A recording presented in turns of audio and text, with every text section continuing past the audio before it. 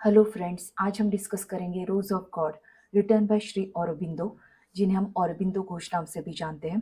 औरबिंदो घोष एक स्पिरिचुअल गुरु थे। वो पॉलिटिकल एक्टिविस्ट भी थे, मतलब वो फ्रीडम फाइटर भी थे। Then he was Indian writer and he was involve in mysticism. मतलब जब औरबिंदो घोष को एक बार जेल में कैद कर दिया गया था, तो उस टाइम पर उनको स्पिरिचुअल विजन्स हुए थे, जिसके चलते उन्होंने फिर पुदुचेरी में जाकर काफ़ी सारा समय बिताया और स्पिरिचुअल प्रैक्टिसेस पे बहुत ज़्यादा ध्यान दिया, क्योंकि उन्हें बाद में ये एहसास हुआ कि स्पिरिचुअलिटी ही सब कुछ है।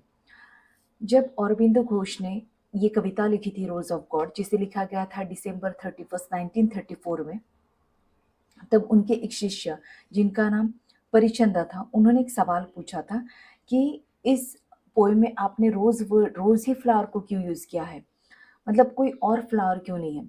तो उस टाइम पर इस फ्लावर का इम्पोर्टेंस समझाते हुए उन्होंने ये कहा था कि वैसे तो एक्चुअल में ये फ्लावर के बारे में वेदा या उपनिषदा में, जैसे कि परिचंदा की क्वेरी थी, कहीं अलग से कुछ लिखा नहीं है कि यही फ्लावर इम्पोर्टेंट है, यही फ्लावर भगवान के बारे में बताता है। लेकिन ये फ्लावर जो है, ये तो एक्चुअली बहुत बाद में आया भारत में। ये भारत की उपज नहीं है गुलाब।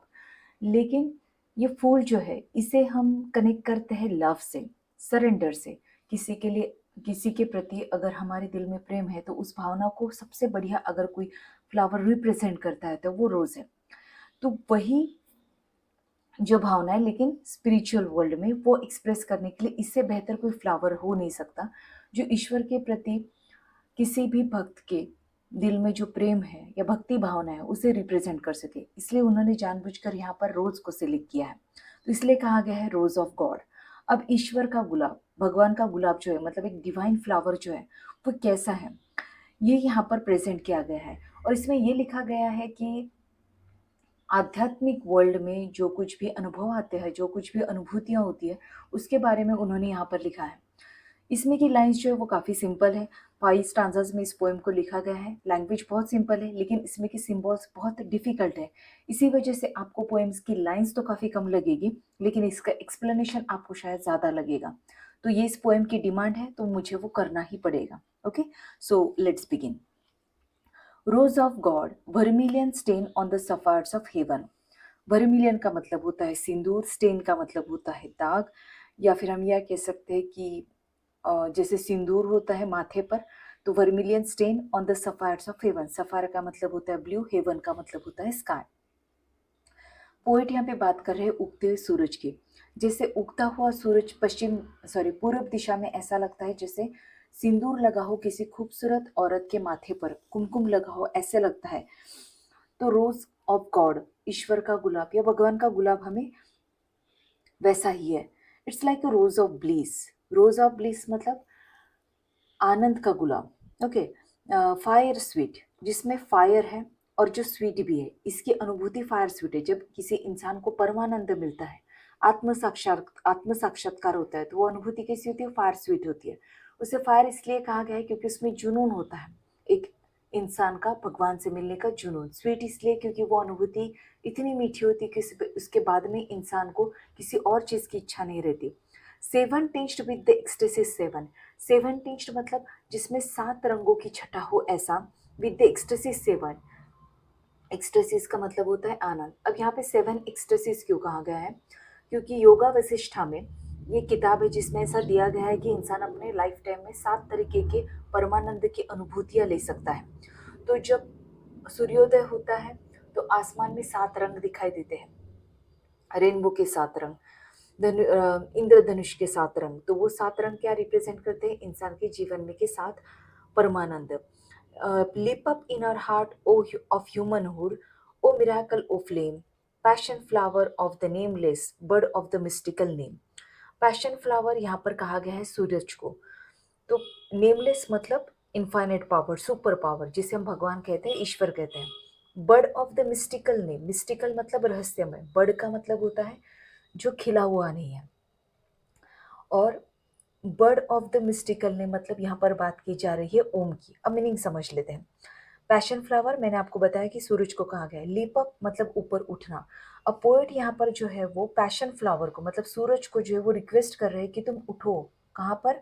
और हार्ट ऑफ ह्यूमनहुड, इंसान के हृदय में तुम ऊपर उठो, ओ मिराकल ओ फ्लेम, तुम क्या हो, चमत्कार हो, ओ फ्लेम, अग्नि की, तुम अग्नि समान हो। Passion flower of the nameless, सूरज तुम क्या हो, पैशन फ्लावर हो, क्योंकि तुम सभी ईश्वर को, अगर हम, क्योंकि ईश्वर का कोई एक पर्टिकुलर फॉर्म नहीं है, ईश्वर को अगर हमें समझना है तो अलग अलग क्वालिटीज़ में हम उसे समझते हैं, या फिर हम ये कह सकते हैं कि अगर ईश्वर हम तक पहुंचना चाहता है तो उसे अपने आप को हम तक पहुंचाने के लिए कुछ क्वालिटीज़ की ज़रूरत पड़ती है, because we have limitations to see the indefinite. तो पोइट यहाँ पर कह रहे हैं कि ये जो सूरज है ये मानो मुखिया की तरह है भगवान का, जो कि इस धरती पर जितनी भी तरीके की जीव है, लाइफ है, उन तक पहुंचता है, उन्हें जीवन प्रदान करता है। तो हम कहीं ना कहीं सूरज को ईश्वर का रूप मानते हैं। तो सूरज को वो रिक्वेस्ट कर रहा है कि तुम ऊपर उठो, एक अग्नि की ऊपर उठती है वैसे तुम हमारे दिल में ऊपर उठो, क्योंकि तुम क्या हो, ईश्वर के मुखिया हो, bird of the mystical name, क्योंकि तुम क्या हो, ओम का प्रतीक हो। ओम जो कि रहस्यमय पावर का, ईश्वर का प्रतीक है, क्योंकि ओम से ही जो है वो ईश्वर को सबसे बढ़िया तरीके से एक्सप्रेस किया जा सकता है। और यही पैशन फ्लावर जब इंसान के दिल में ऊपर उठता है तो उससे परमानंद की अनुभूति होती है, जिसे यहाँ पर फायर स्वीट कहा गया है। तो ये था फर्स्ट आंसर। अब देखते हैं second answer. Rose of God great wisdom Bloom on the summits of being, summit का मतलब होता है शिखर।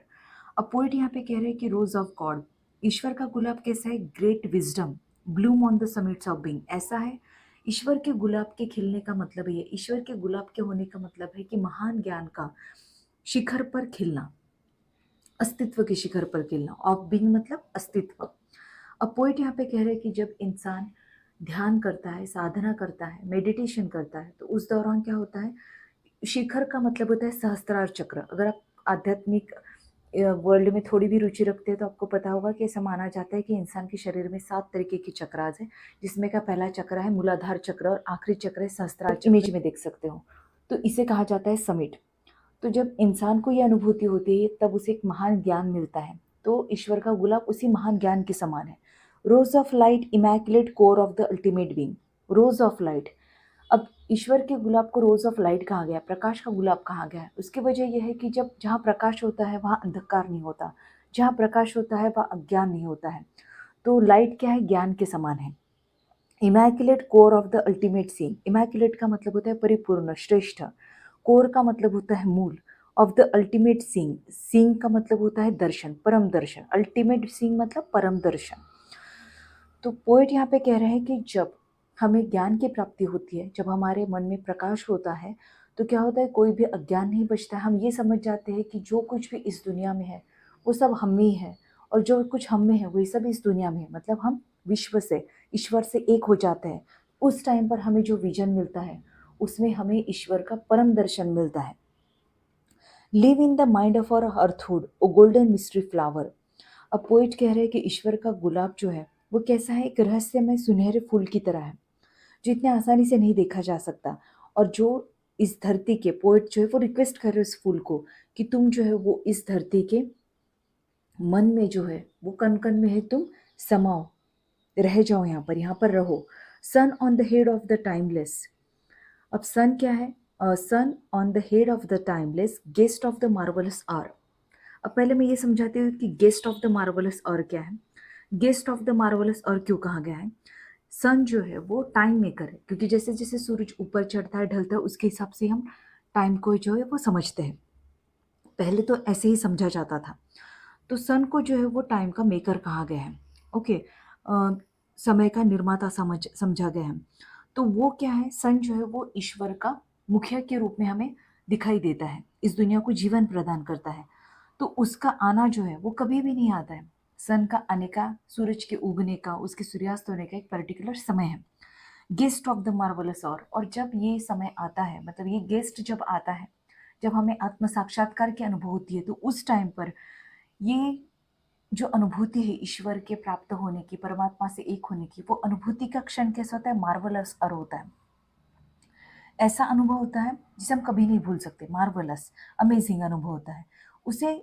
अब यह गेस्ट क्यों कहा गया है इस अनुभूति को। हम ईश्वर से कब मिलेंगे या हम ईश्वर को कब देखेंगे हम डिसाइड नहीं कर सकते। सूरज कब उगेगा, सूर्यास्त कब होगा, ये हम डिसाइड नहीं कर सकते। लेकिन जिस समय पर हम ध्यान साधना करते हैं, अंतिम स्थिति तक पहुंच जाते हैं कि जब हमें ईश्वर की प्राप्ति होती है, तो उस टाइम पर हमें ये रियलाइज होता है, मतलब इंसान जो है वो इस धरती पर रहते हुए भी, विनाशी रहते हुए भी अविनाशी हो जाता है, मॉर्टल रहते हुए भी इमॉर्टल बन जाता है जब उसे आत्म साक्षात्कार हो जाता है। मतलब चलते फिरते शरीर में जो है वो ईश्वर का वास होने लगता है जब इंसान को आत्म साक्षात्कार की अनुभूति है। तो जब वो समय आता है तो कोई भी समय की सीमा जो है, वो पाबंदी जो है वो इंसान पे फिर नहीं लग पाती है।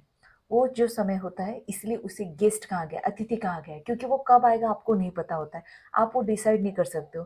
लेकिन जब आपको वो अनुभूति हो जाती है तो आप इन सारी पाबंदियों से हटके जीवन जीने लगते हो। Rose of God damask force of infinity, red icon of might. Rose of God, ईश्वर का गुलाब क्या है? डिमास्क फोर्स ऑफ इंफिनिटी, जिसने इंफिनिटी की पावर, सुपर पावर, ईश्वरत्व के चेहरे पर से नकाब हटा दिया हो। रेड आइकन ऑफ माइट, मतलब सूरज की जो शक्ति होती है वो क्या करती है कि सब तरीके के अंधकार को दूर कर देती है। ठीक उसी तरीके से ईश्वर का गुलाब क्या होता है कि जब वो होता है, मतलब जब डिविनिटी होती है इंसान के पास में, तो उसका सारा अंधकार, अज्ञानता जो वो दूर हो जाती है। इसे रेड आइकन इसलिए कहा गया है क्योंकि जब सूरज उगता है तो लाल तरीके का प्रकाश भी हमें नजर आता है। Rose sorry and releasing and rows of power with a diamond halo piercing the night। अब रोज ऑफ पावर क्यों कहा गया है ईश्वर के गुलाब को, वो समझ लेते हैं कि जैसे जो ड्रिलिंग मशीन होती है, डायमंड ड्रिल मशीन, उसका जब इस्तेमाल किया जाता है किसी पत्थर को, रॉक को तोड़ने के लिए, उसमें जब छेद बनाया जाता है, हैलो पियर्सिंग, पियर्सिंग मतलब छेदना, जब उसमें छेद बनाया जाता है तो उसमें से पानी निकलता है, ओके, जीवन निकलता है। तो यहाँ पर पोएट कह रहे हैं कि ईश्वर का गुलाब कैसे है, मतलब ईश्वरत्व की प्राप्ति होना, अनुभूति होना, आत्म साक्षात्कार की, मतलब आपको एक पावर मिलने जैसा है। जैसे कि एक डायमंड ड्रिल से किसी अगर पत्थर में छेद कर दिया जाए तो उसमें से जीवन निकलता है, पानी निकलता है। ठीक उसी तरीके से ये जब ईश्वर की प्राप्ति होती है तो हमारा जो सारा अंधकार, अज्ञान होता है, उसको छेद दिया जाता है और उसमें से ज्ञान निकलता है। ablaze in the wheel of the mortal, design the wonder of thy plan। ablaze मतलब किसी चीज को ablaze कर देना, मतलब जीवित कर देना फिर से, या सेट टू फायर बोल सकते हैं हम, किसी को उत्साह से भर देना। अब पोइट यहाँ पे कह रहे हैं कि ablaze in the wheel of the mortal, किसी भी चीज को पाने के लिए, इवन ये जब विश्व की निर्मित हुई तो इस विश्व को निर्माण करने की सबसे पहले विल, इच्छा, डिजायर भगवान के दिल में हुई होगी और बाद में इस विश्व का निर्माण हुआ। किसी भी चीज की शुरुआत जो है वो इच्छा से होती है। तो पोइट कहते हैं कि सन को वो रिक्वेस्ट कर रहे हैं, जो कि पावर का प्रतीक है, जो कि ईश्वर का प्रतीक है, उससे वो रिक्वेस्ट कर रहे हैं कि तुम क्या करो, इंसान के दिल में, मॉर्टल मतलब इंसान के दिल में ये इच्छा है वो उसे जागृत करो। Design the wonder of the plan, ताकि वो तुम्हारा, ईश्वर का जो ये प्लान है, ये जो विश्व है, उसे समझ सके। Image of immortality, outbreak of the God head in man. Image of immortality, image कैसी है? इमेज जो होती है किसी भी चीज़ की वो फाइनाइट होती है, लेकिन जब वो जो रिप्रेजेंट करती है, जैसे हमारे घर में अगर गणपति बापा की इमेज है, या गणपति, या किसी भी भगवान की अगर इमेज है, तो इमेज फाइनाइट है, मतलब वो खत्म होने वाली है, अविनाशी, सॉरी विनाशी है। लेकिन उस इमेज में जो रिप्रेजेंट हो रहा है, जो ईश्वरत्व रिप्रेजेंट हो रहा है, वो इनफाइनाइट है। Image of immortality, outbreak of the God head in man. अब पोइट ये कहना चाहते हैं कि वैसे तो इंसान जो है वो इस धरती पर बहुत कम समय के लिए आया होता है, ओके, वो एक इमेज की तरह है, फाइनाइट लाइफ जीता है, जो विनाशी लाइफ है, कभी ना कभी खत्म होने वाली है। लेकिन जब उसके दिल में आउटब्रेक होता है, जब उसे ईश्वर की प्राप्ति होती है, जब उसे आत्म साक्षात्कार होता है, आउटब्रेक होता है उसके दिल में डिविनिटी का, of the God head in man, जब इंसान में आउटब्रेक होता है गॉड हेड का, मतलब ईश्वरत्व का, तब वो इमॉर्टल बन जाता है। मतलब भले उसका लाइफ बहुत ही छोटा है, विनाशी है, खत्म होने वाला है, लेकिन जब उसे डिविनिटी प्राप्त हो जाती है, ईश्वरत्व प्राप्त हो जाता है, तो उसके लाइफ को एक इटर्नल सिग्निफिकेंस मिल जाता है। जैसे rose of God's mitten purple with the incarnate divine desire. अब पोइट यहाँ पे कह रहे हैं कि ईश्वर का गुलाब क्या है? वैसे तो हम ईश्वर को नहीं देख सकते हैं ऐसी खुली आंखों से, क्योंकि वो इनडिफाइनेट है, उसे कोई, वो निर्विकार है, उसे कोई ऐसे आकार नहीं है। तो जब हम ईश्वर को देखते हैं तो सूरज के रूप में वो यहाँ पर प्रेजेंट करते हुए बोल रहे हैं कि जब सूरज उगता है तो उसकी रोशनी को उन्होंने यहाँ पर स्मिटन पर्पल, मतलब पर्पल शेड है उसकी रोशनी में, पर्पल डिजायर ऐसा कहा है उन्होंने इस चीज को, with the incarnate divine desire. सूरज जब उगता है और उसकी रोशनी जब सब तरफ फैलती है, अलग अलग रंग के जो शेड्स दिखते हैं, उसमें से पोएट जो है वो पर्पल शेड को इंडिकेट करते हुए बोल रहे हैं कि जैसे ईश्वर ने अपने आप को इंसान के लिए सूरज के रूप में जैसे प्रेजेंट किया हो, और वो उसकी डिजायर को एक्सप्रेस करा हो, डिवाइन डिजायर को। Rose of life crowded with petals, ईश्वर का गुलाब जिसे उन्होंने यहाँ पे जीवन का गुलाब कहा है, क्राउडेड विथ पेटल्स। ये कैसा है, जैसे लाइफ में कई, हमारे जीवन में कई सारे आयाम हैं, अलग अलग बहुआयामी हमारा जीवन है। तो यहाँ पर पोइट कह रहे हैं कि क्राउडेड विथ पेटल्स, ये जो जीवन का गुलाब है ये कैसा है, इसमें ढेर सारी पेटल्स है। Colours lyre transform the body of the mortal like a sweet and magical rhyme. अब पोइट यहाँ पे कह रहे हैं कि जैसे संगीत में जो सप्तक होते हैं, 3 तरीके के सप्तक होते हैं, मंद्र सप्तक, मध्य सप्तक और ताहत सप्तक। जैसे संगीत के सभी सप्तक एक वीणा में समेटे हुए होते हैं, ठीक उसी तरीके से कलर्स क्या करते हैं, इन सारे जितनी भी दुनिया में के जो भी आयाम है लाइफ के, उन्हें सबको वो जोड़ देते हैं, रंग पूरे सरगम को फैलाते हैं। एंड मैजिकल राइम, जब इंसान को ईश्वर की प्राप्ति हो जाती है तो उसकी फिजिकल बॉडी जो है वो एक स्वीट एंड मैजिकल राइम में ट्रांसफॉर्म हो जाती है, जो ईश्वरत को रिप्रेजेंट करती है। ब्रिज और earthhood and heavenhood make deathless the children of time. जब इंसान, मतलब ऐसा माना जाता है कि जब कुंडलिनी शक्ति जो है वो सहस्त्रार तक पहुंच जाती है, तो ईश्वर की कृपा से या ईश्वर की आज्ञा से इंसान जो है वो वापस अपने फिजिकल वर्ल्ड में आ जाता है। इसका परिणाम ये होता है कि मनुष्य का जो भौतिक शरीर है उसको दिव्यता मिल जाती है। जब ऐसा होता है तो धरती स्वर्ग एक हो जाते हैं और नश्वर मनुष्य अमर हो जाता है, जीवन शाश्वत हो जाता है, इसलिए वह जीवन को गुलाब कहते हैं। अब ब्रिज अवर अर्थहुड एंड हेवनहुड, मतलब इंसान जो कि इस धरती पर है वो मानव स्वर्ग को और मतलब ईश्वर को और इस धरती की दुनिया को जैसा कनेक्ट कर देता है जब इंसान को आत्म साक्षात्कार होता है, क्योंकि वो चलता फिरता ईश्वर का प्रतीक ही हो जाता है। रोज of God like a blush of rupture on eternities face. Rupture मतलब उत्साह, ब्लश मतलब लाली, इटर्निटी फेस मतलब शाश्वत के चेहरे पर। ईश्वर का गुलाब कैसे है, मानो जैसे शाश्वत के चेहरे पर उत्साह की लाली हो। Rose of love, ruby depth of all being, fire passion of grace. ईश्वर के गुलाब को उन्होंने प्रेम का गुलाब कहा है। वो कहते हैं कि रूबी इन कलर, ये कैसा है, लाल कलर का है। डेप्थ ऑफ ऑल बीइंग, इसमें इंसान का जो अस्तित्व है उसकी गहराई छुपी हुई है। Fire passion of a grace, इसे उन्होंने फायर पैशन, आग जुनून ऑफ ग्रेस कहा है। अब यहाँ पर क्या है वो मीनिंग क्या है वो हम अगले लाइन को पढ़ने के बाद मैं समझाती हूँ। Arise from the heart of the yearning that sobs in nature's एबिस। Nature मतलब प्रकृति, एबिस मतलब गहराई या गहरा खड्डा, यर्निंग मतलब उत्कंठा, और सॉब मतलब सिसकना। अ पोइट इन 4 लाइन्स में क्या, रोज of love, ruby depth of all being, fire passion of grace, arise from the heart of the yearning that sobs in nature's एबिस। इसका मीनिंग क्या समझ लेते हैं कि प्रकृति जो है वो इटसेल्फ तामसिक है।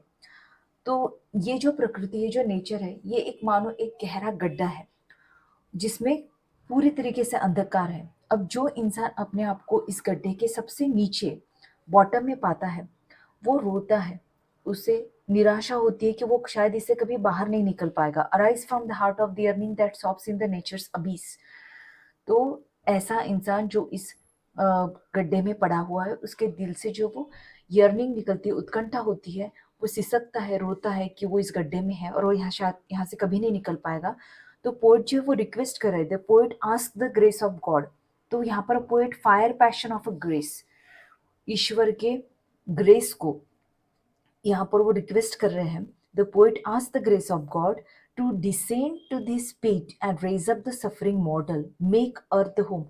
वो पोएट यहाँ पे रिक्वेस्ट कर रहे हैं भगवान को कि तुम जो है क्या करो कि इस गड्ढे में जो इंसान पड़े हुए हैं उन्हें तुम ऊपर उठने में, उनकी इस सफरिंग से उन्हें मुक्ति दिलाने में उनकी मदद करो। Make earth the home of the wonderful and life beatitudes kiss. अब पोइट यहाँ पे कह रहे हैं कि अगर ऐसा हुआ कि अगर इंसान इस गड्ढे में से बाहर आ जाए, उसे आत्म साक्षात्कार हो जाए, तो क्या होगा, ये धरती जो है वो खूबसूरत हो जाएगी। This earth itself turns into haven, ये धरती जो वो स्वर्ग बन जाएगी। एंड लाइफ बीटीट्यूड्स किस, और लाइफ जो है और जीवन का जो शाश्वत आनंद का आनंद अगर इंसान को मिल जाएगा, if the man is kissed by the limitless ecstasies, मतलब अगर हर इंसान अगर ऐसा हो जाए कि उसे आत्म साक्षात्कार हो जाए, मतलब उसके दिल में फिर कोई दुख ही नहीं बचेगा, कोई अपेक्षा ही नहीं बचेगी, कोई निराशा ही नहीं बचेगी, फिर वो ये समझ जाएगा कि वो शाश्वत है, कभी नहीं मरने वाला है, उसकी लाइफ में कोई दुख नहीं बचेगा, तो ये धरती जो है वो स्वर्ग बन जाएगी। ओके, लाइफ बीटीट्यूड्स किस, और ये जीवन जो है ये मानो उस ईश्वर की परम देनगी बन जाएगा इंसान के लिए। तो ये था इस पोएम का मीनिंग। तो don't forget to subscribe to the channel, hit the like button and share the video.